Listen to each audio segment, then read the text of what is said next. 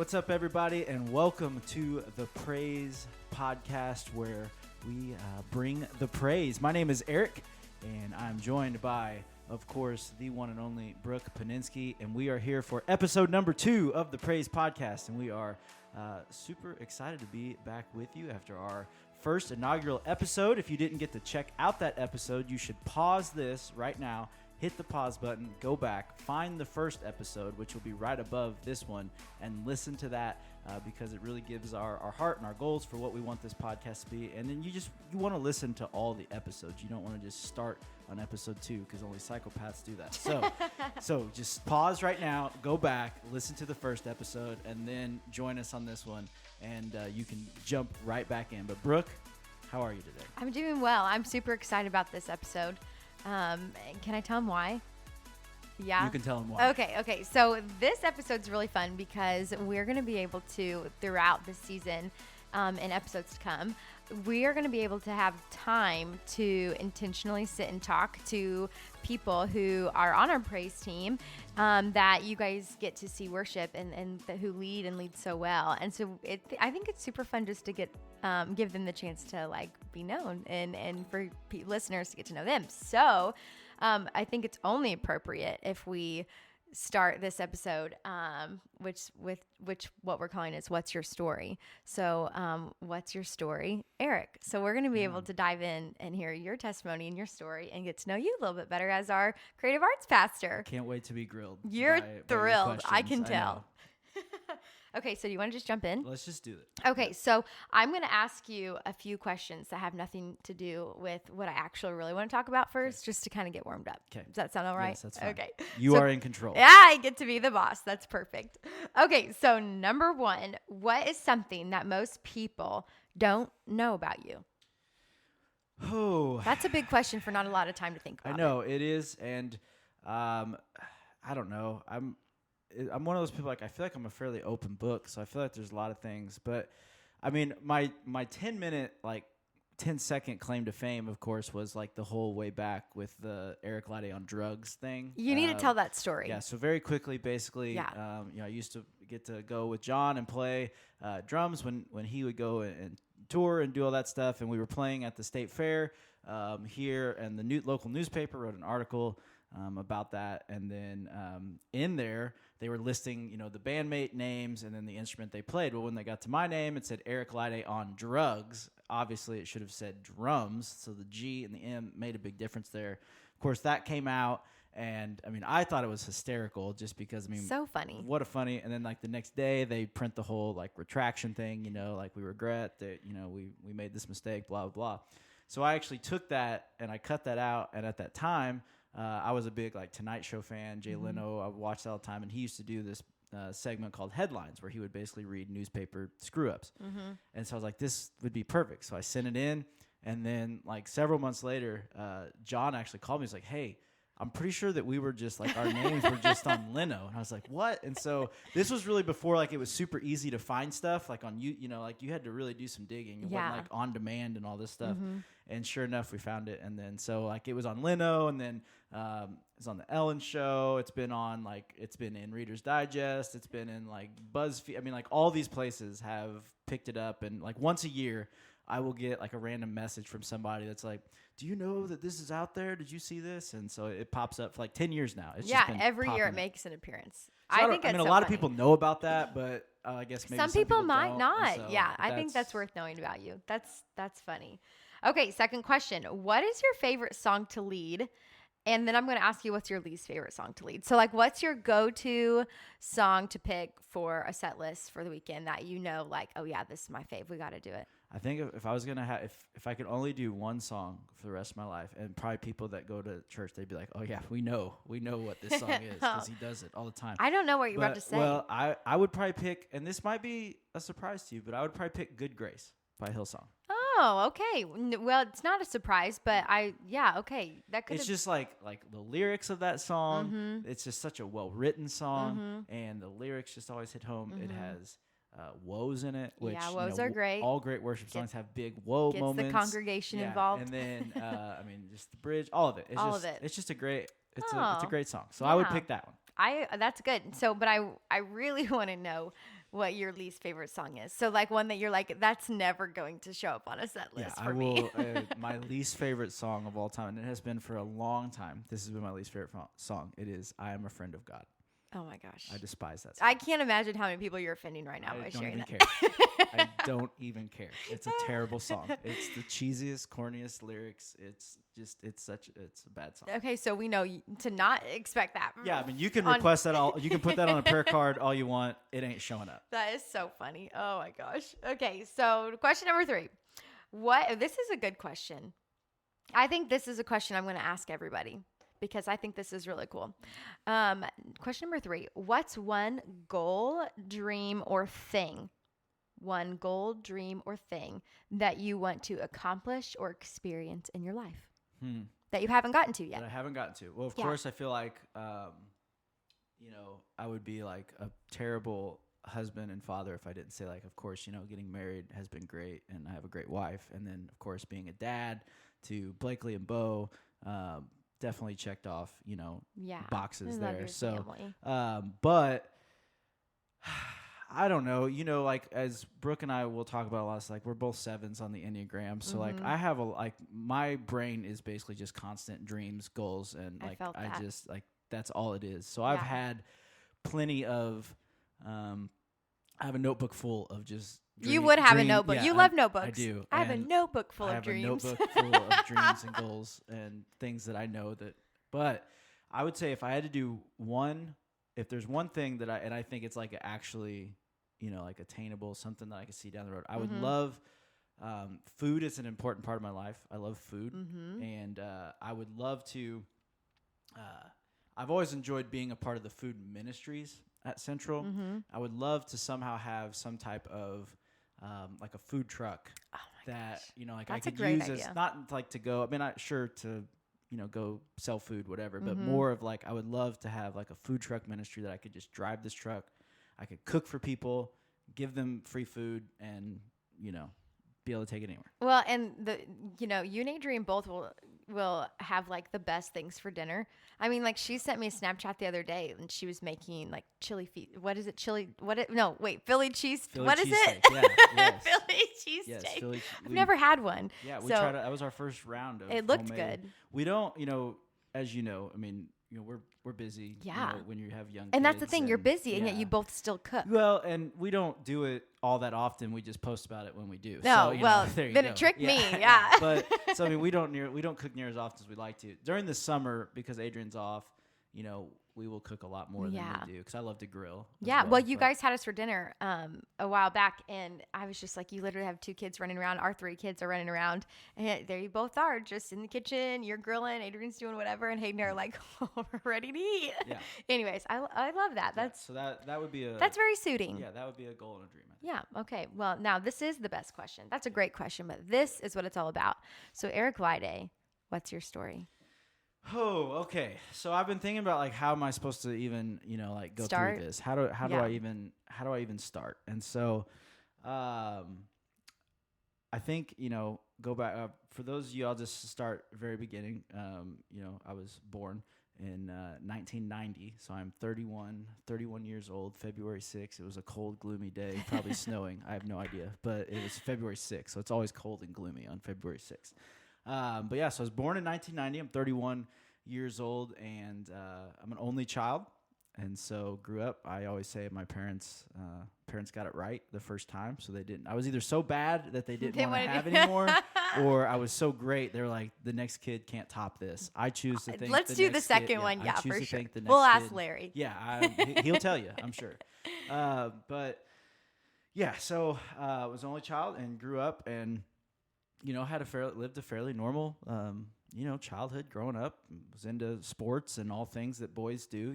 Played a lot of baseball and always was into golf and just a lot of different sports and did that and lived in a neighborhood with several other kids and friends and would spend my days, playing wiffle ball and running around playing football and riding bikes and, doing things that. Was there a cul-de-sac? There was a cul-de-sac. I knew it. Yeah, I actually live like 3 houses down from like my childhood. Where you grew up. Where I grew up. Oh, yeah. I knew that. So I'm now, still living in the same neighborhood that I basically grew up in, which I'm okay with. There's some people would be poetic like, about that. Some people would be like, do Move something on. with your life, but not me. Nope, I'm still there. But yeah, so did those things, and then, you know, as far as like my worship story goes, you know, in high school, I was, you know, we grew up.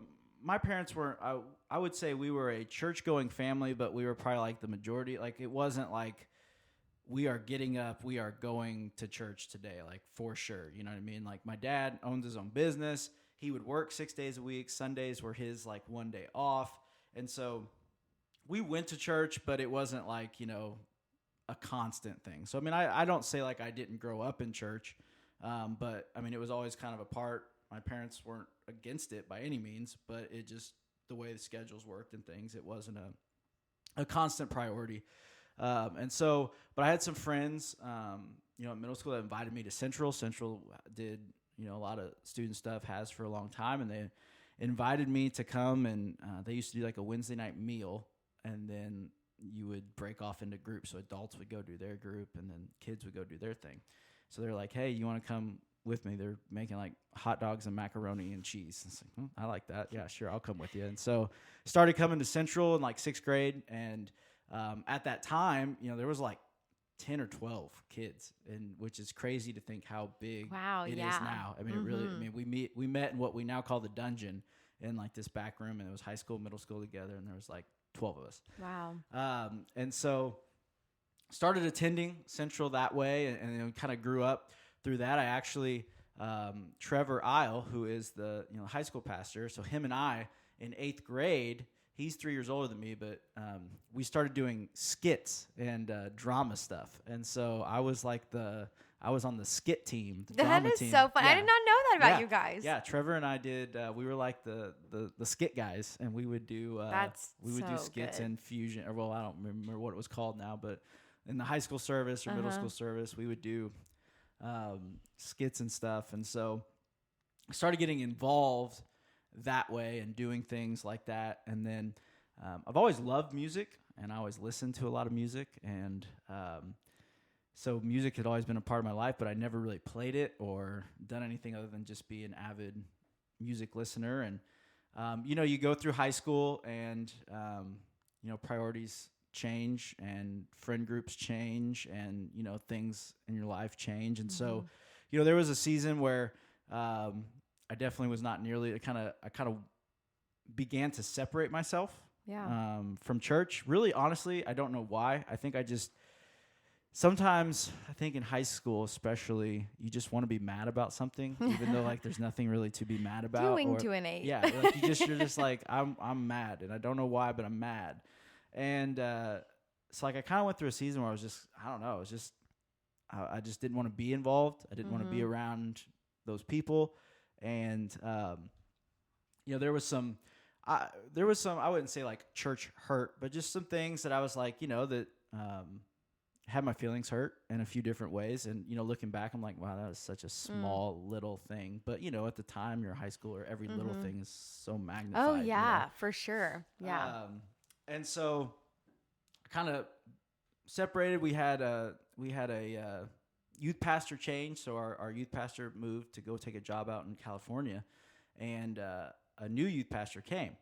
And so at this time I was dating Adrian. So Adrian is my wife. We've been married for 9-ish years now. And we've been dating, I say in quotations, because I don't know what you call it in like 8th grade. But in 8th grade was our first date. Aww. And she actually, our first date was Starsky and Hutch. We went and saw Starsky and Hutch in theaters, and she was really into Care Bears. So I bought this ginormous Care Bear, like huge Care Bear from, what's that? What's the name of that store? It starts with a S. It's in like every mall. Spencer's. Yes, I went to Spencer's. I bought this like ginormous Care Bear. Oh my gosh. All right. So I'm like this 8th grade kid carrying this ginormous Care Bear into the movie theater. In What color apartment. was it? It was pink. It was like pink with the hearts heart. on it? Yeah. And so I'm thinking like lock this up. Like, this is the best gift. So give her this, give her this giant teddy bear. It's like literally sitting. It has its own seat in the movie theater. We watch the movie. We get home, and then I like log on to MSN Messenger. And she's I loved MSN. Yeah, and she was like, "Hey, I think we should break up." And so, I mean, what'd she do with the Care Bear? Let's ask her. She still had it for a while. Oh. I know, but.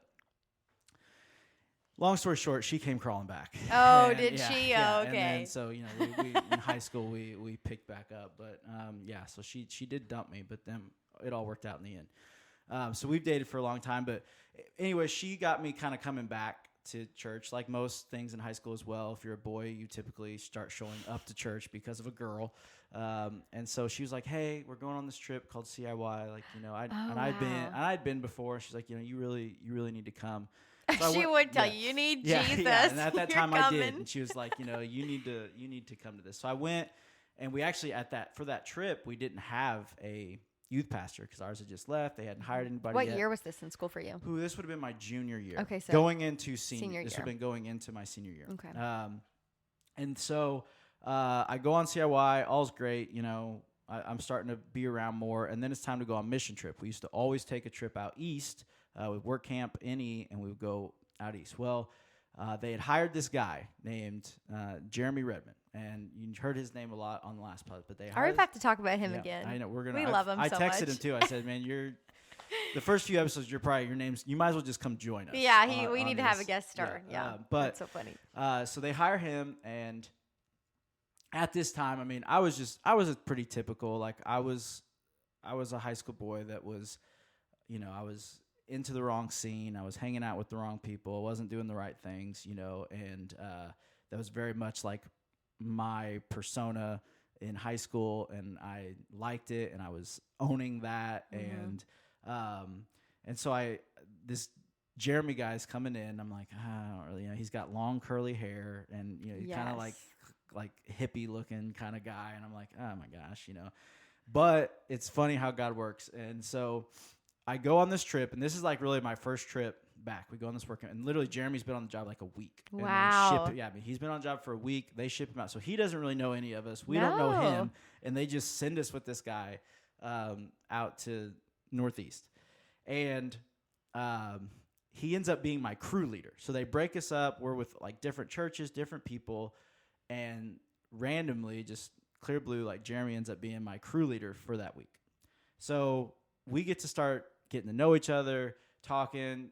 He's super into music, and Mm-hmm. I'm really into music, but I had never played, done anything. Not like worship stuff. No, just music in general. Yeah, I mean, right. like I had never picked up an instrument Mm-hmm. to this point.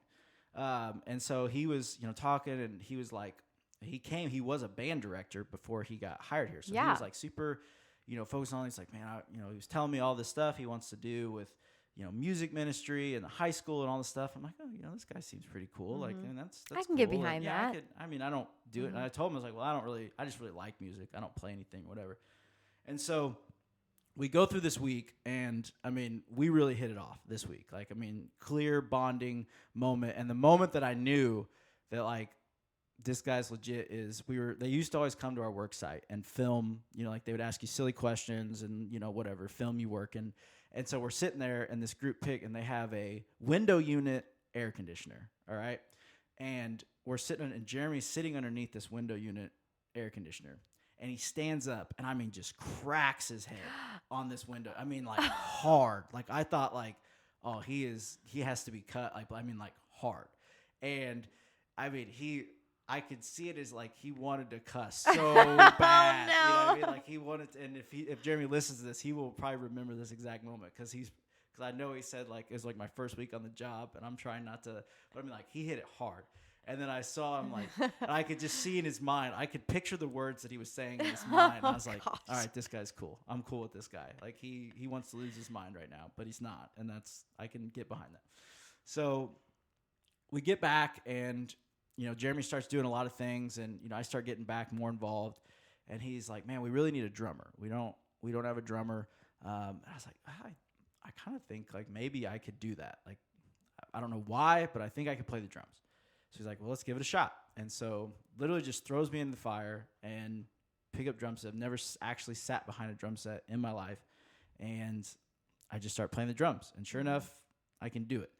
And so I kind of become like the drummer because we didn't really have anybody else. I was able to, so pretty much every weekend I'm now playing drums in this high school band, and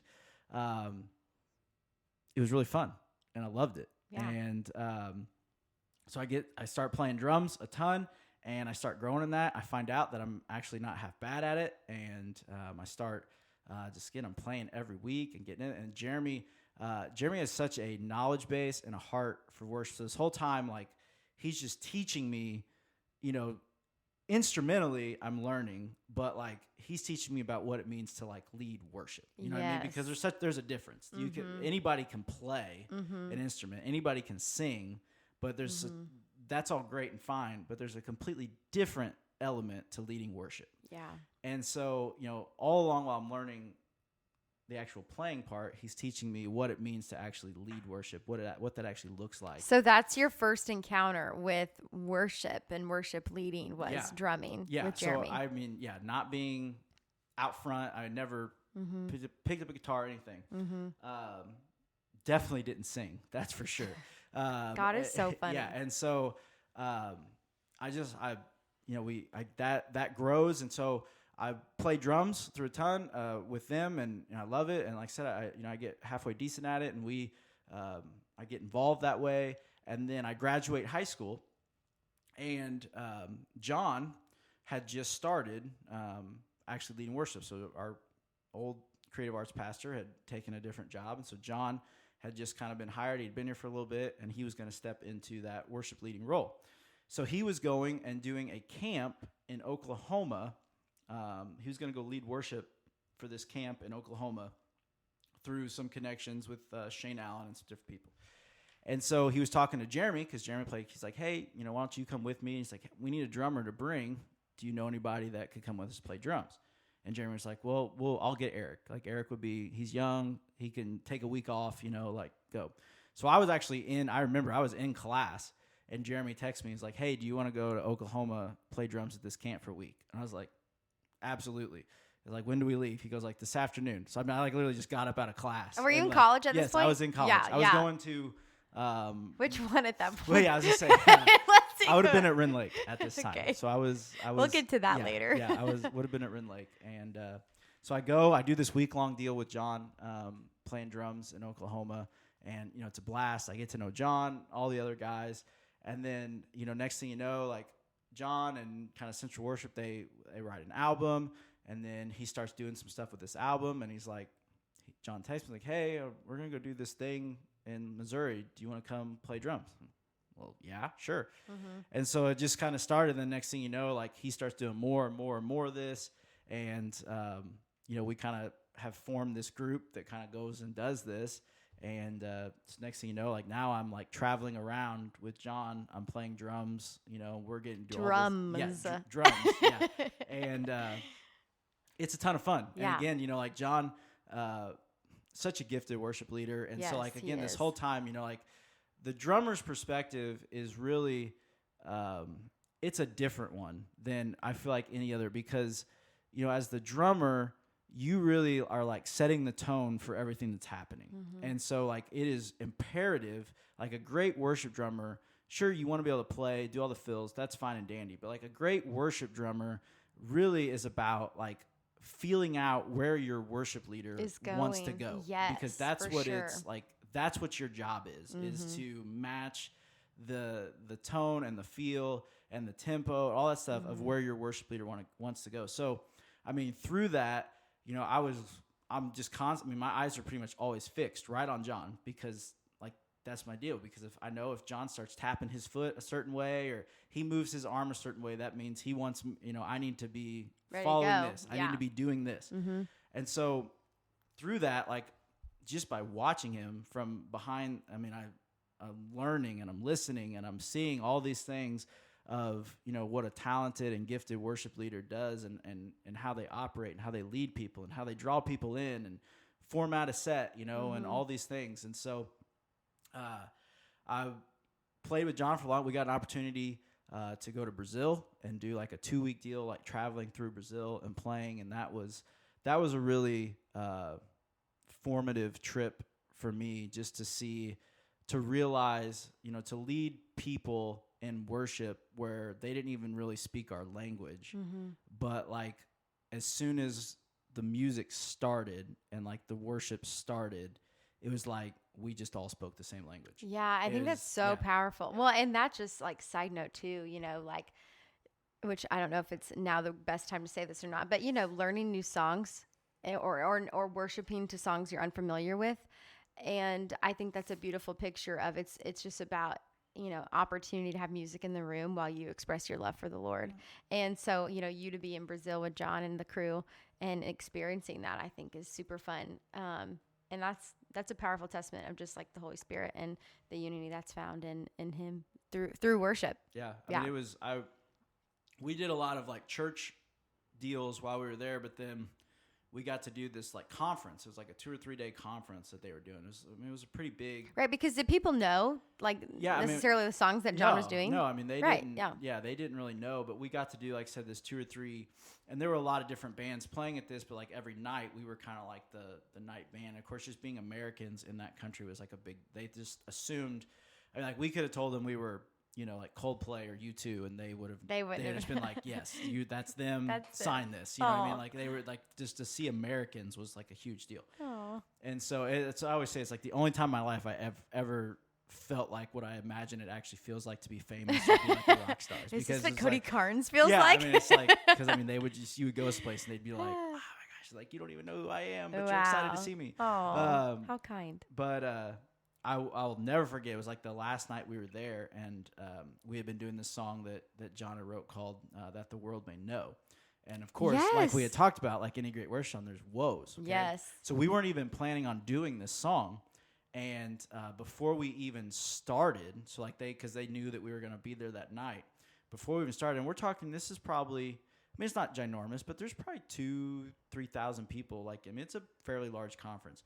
And just like we get up on stage, the lights aren't even up yet. We haven't played a note yet. And these people start doing the woes from That the World May Know. Like they're woeing. And I mean, like, it was just like one of those moments, honestly, like we were just like all just kind of stopped and looked at each other. Like, as just kind of really like, happening? Is this really happening? Yeah. Like, this is like a crazy, I mean, these people don't even speak English. Granted, woe is a pretty generic language. But, I don't know. But yeah, I mean, just to like, that was a moment. That's amazing. It was just kind of like, man, like God can do so much more than you can ever imagine he can do. Wow. You know what I mean? And so all through this time, like a backstory to this whole deal is, Jeremy moved into a different position, left the high school pastor role, and then Trevor actually became the next high school pastor. And Trevor was like, hey, I don't really know anything about music. Music is now, from Jeremy, music is such an important, vital role of. Because Jeremy did both. I don't know if we shared that the last episode, but Jeremy did both. He led worship and he also preached. So he did it all. Yeah. And so we had kind of, the way that, the ministry had grown through that, and it had really kind of become more than a one-man gig. Mm-hmm. And so they had kind of given Trevor permission to hire somebody part-time to just focus on the music part, the worship part. Yeah, great. And so Trevor was like, hey, would you want to do this music part? And I was like, well, yeah, I mean, I've been kind of doing it, and I'm all for that. I was like, but like, I'm a drummer. Like, I don't sing. I don't play, like, I'm not gonna be able to lead from the drums. So like a week later, Adrian actually buys me a guitar. She's the best. I know, she is. I love her. She's pretty cool. And so she buys it. I'm like, well, I guess I need to learn how to play this guitar. So I get on YouTube, and of course I'd been around it, so it wasn't like I just had never seen this instrument before. Yeah. But I start watching this? I start watching YouTube videos. Turns out, for those of you trying to learn, the capo's your best friend. Just keep it all in G and keep it nice and simple. So I learned, like, luckily worship music is not the most intricate musical writing. And so I learned my 4 to 6 chords that were necessary to get through pretty much. I hear John Henninger like listening to you and laughing in his office. I mean, like, you don't, if you know, you know. Yeah. I mean, like, if you knew those 4 to 6 chords, you can get through the Hillsong albums and all that stuff. They're great, but there's just only so many chords out there. So I learned those. And again, I mean, I had never sang in my life. And so, the guitar playing came actually fairly natural. The singing part was, oh my gosh, I despised it. I hated it. And I didn't do a whole, like, I was like the guy who would I would give everybody else the songs, and then I would just like facilitate. I was just facilitating what was happening, but I was like, I'm not singing because I can't sing, so I'm not singing. And so I start doing that, and I'm leading, and I really enjoy these high schoolers, and I'm getting to teach and do all this stuff, and then it kind of got to the point where they were like, hey, would you want to do this full time? We'd like to do the same thing with like our middle school stuff, and is this a role that you would do full time? It's like, yes, absolutely. And I mean, I had moved back at this point. I was still not done with college, so I had quite the college adventure throughout this whole process, and I wasn't quite done yet. But I'd moved back town. Like I said, my dad owned a store. I was working at the flooring store, and I'm very grateful and appreciative for all the hard work that my dad has put in to provide for our family. But I knew I can't do this the rest of my life. Like this is so much stress. Like, I mean, Adrian used to always say, like, I could always tell when you were going to work at the church, or if it was a morning you woke up and you were going to work at the store, just because there's just so much stress and stuff with owning your own business. And yeah, it's a lot. It was just, I knew that I was like, I can't do this for 35 years. I know I can make a good living at it, but I just can't do this for 35 years. And so it's funny though, because I also never would have been like, I mean, if the people that knew me like in high school, even through college, like, well, he's definitely never going to work at a church either. And so I start full time at Central doing this worship stuff, and I'm doing different things, and that actually led, after a couple of years of doing that, I got to become the young adult pastor here, which meant that I was still doing the worship leading portion, but then I was also leading our... You wore a lot of hats. Yeah. You did a lot. Yeah, and then I would do the 18 to 29-year-old ministry as well. So I started doing that, and I did that for 3 or 4 years, and then that kind of led to where we are now. And then one day... I knew Jamie had announced kind of the pastors that, hey, I'm, within this next year, I'm retiring. And so, we didn't really totally know, like, okay, we don't know what's next. And I remember going to lunch. John said, hey, you want to go to lunch? I was like, yeah, we went to lunch a lot, so that wasn't a crazy deal. And we go, and for some reason he wanted to go to lunch, and we went to his house, and I was like, no, this is a little different. We don't normally go eat lunch at his house. If it was Hayden, it'd be fine. No, Hayden was going to make me pizza rolls. But, yeah. Burn me pizza rolls, I guess I should say. But just the way he likes them. So we go, and he's like, hey, so here's the deal. I'm thinking about applying for this lead pastor role. And I was like, sweet, that's awesome. I mean, more power to you. Like, that's great. I think you'd be great in that role, and you should absolutely do that.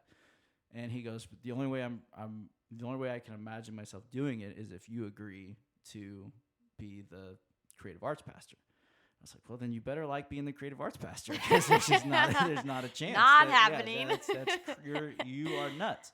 Because I've said, I know I've told you this, I've told our team this at our last team night. I told him, I was like, man, I used to tell John all the time. It's like, I can't imagine being the guy that like has to it's gonna suck for whoever that guy is that has to come in after you. Like, could you imagine having to be like, I used to just this imaginative person in my head, I would just rip on him. I'm like, there's no way that this person is gonna be able to come in and replace John. Do this, do that. I mean, because of course, never in my wildest dreams did I ever even imagine. And you're 7, you have dreams. If they would have put this, I would not have even applied for this job. No. If they would have put this job out there, like if John had taken this and they'd be like, okay, we need to hire, like I wouldn't have even applied for it.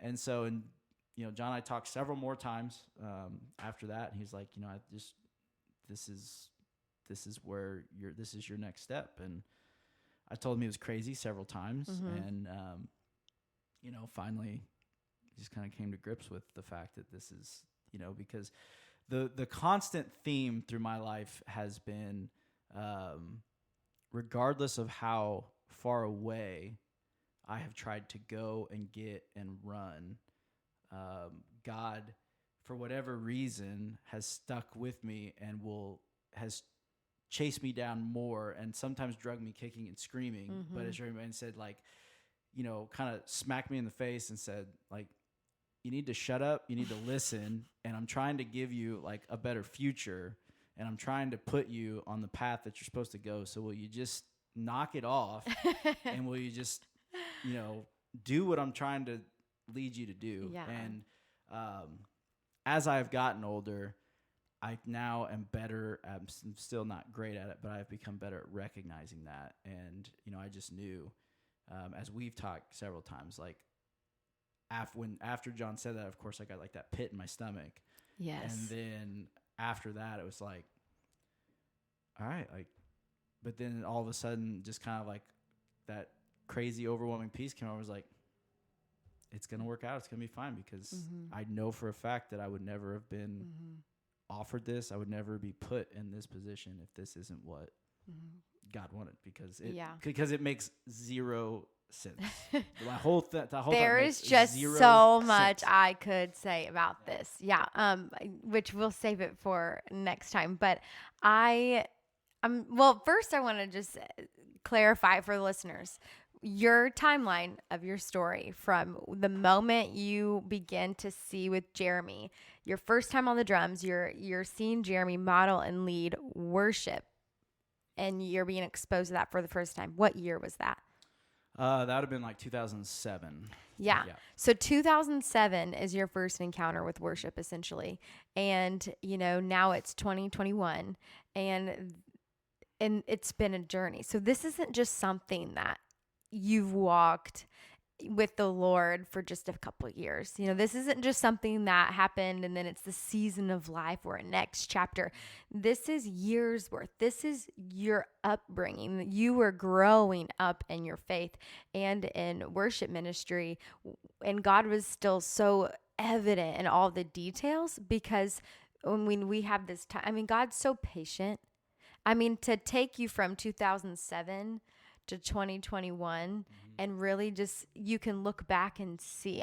That song, John loves the evidence. I see the evidence of your goodness all over my life. And I just look at your testimony from 2007 to 2021, and you can just pinpoint these huge monumental experiences or encounters with the Lord, or, whatever and then you just look back and you're like, it all brought me here. And you were saying it's now in this next, role for you as creative arts pastor.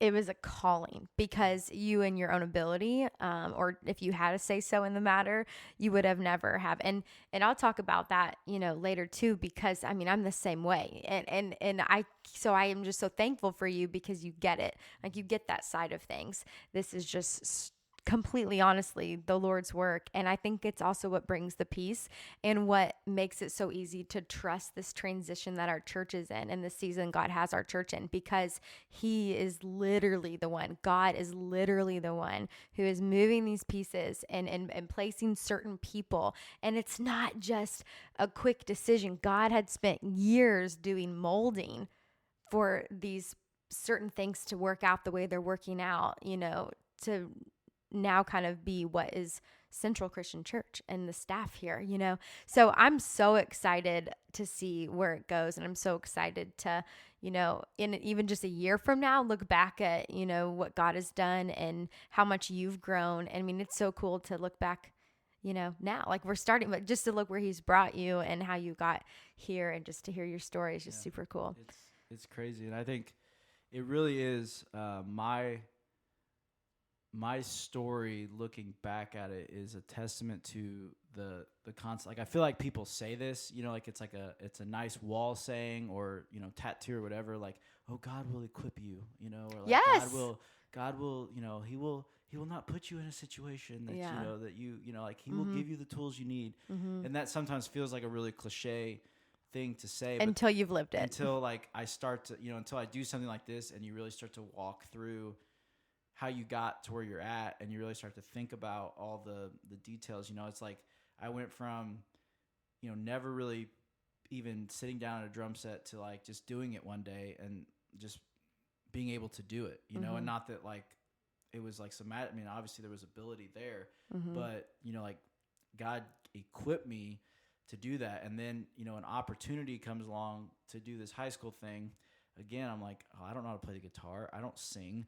And then next thing you know, like, I'm okay at playing guitar. And like, you know, the singing thing is like, okay, I mean, I can at least facilitate now, and I can, you know, and it's like, as I've gone, it's just so crazy to sit back and think like, man, if I could do this, life would be, you know, this would be easier. The next thing you know, it's like, after some time, like, holy crap, like, I remember multiple times, like, sitting in a church service, being like, looking at the drummer, being like, I'm going to do that one day. Like, I want to do that. And this is like as a middle school kid. And I never would have thought that, like, you know, and then you go and do things, and you play at churches, and there's kids coming up to you being like, you know, like, I'm going to do that one day. And you're like, you absolutely will. Like, like you will do that. Yeah. And I mean, I think of Trevor and Phoebe's boys, and our youngest, foster son, he, you know, just the children who are in their car seat in the car, and you have the radio on and Christian music on or whatever, and they're drumming in their car seat. Or, you know, I mean, Trevor and Phoebe, they bought a little drum set and all that, you know, and so their kids will play. And it's just like, they are young and yet still have a heart for worship, because that's how they were created that way. So yeah, I mean, you just are a testament to God's faithfulness and his endurance. You know, there's true endurance there. And yeah, I think you're a wonderful example for, you know, kids to look up to. I think you're a wonderful example for young adults and adults to just see your faithfulness. And if people, you know, win, and, you know, because some people might not know your story, maybe this, you know, gives people an insight of your testimony that they didn't have before. And just this appreciation of really like the humility that you have, and the obedience that you have is truly encouraging. It's comforting. It's inspiring, because, or it's all those things for the people you lead, you know, not only just your worship staff, not only your volunteers, but the people of the church, you know, the people that watch online, the people that, you know, watch on Channel 3, like, you are encouraging these people, because it's like, if he can do that, and he feels, you know, like he can't, or in his own strength he can't, and he, you know, whatever, like, and he's doing it. I can't imagine what seeds that will plant in people to then also kind of be like, okay, Lord, what are you calling me to? What do I need to trust you with? Like, what could I never have imagined myself doing, but yet you've got it for me coming, you know? Yeah. So I think it's going to be really cool to hear testimony from that. Yeah. And it's very unsettling. And for a lot of people who are, I don't know. I always feel like people that say they're not like a control freak are probably actually control freaks. I feel like I'm a pretty actually laid back person, and not, I mean, I know where I need to insert myself and not, but, you know, I do think there is an ability to be, when you're following God's plan, it's almost, you have no choice but to be humble in it, and because you're just really along for the ride. Yes, for sure. Because you really don't know what's next. I mean, every weekend in my morning prayer time is always like, God, like, all right, you've put me in this spot again where I now have to go out and do things that, you know, that I don't feel capable or qualified to do, but you've given me an opportunity to do it, and you've put me in this spot to do it. So I know you're going to give me whatever I need, whatever it is that I need today to go and do this. I know you're going to give it to me. So I'm buckled in my car seat, and, you know, like, just ready to drive away. Here we go. Like, just take me, you know, take me where you're going. So that's a lot of it for me, is I've lived it enough that I now know that I really truly have no idea the magnitude of what God can or wants to use me for. And I know that when I try to, like, I'm just gonna, like, I can't, it's not up to me to put a limit on that. I just have to go and just say yes. And I have already been given opportunities where I just, like, I mean, like, the countdown's going on the screen, and I'm like, why am I here? Like, you know what I mean? Like, how did this even happen? How does this even happen? Yeah. And then it's like, all right, it's go time. Go, God. And let's do it.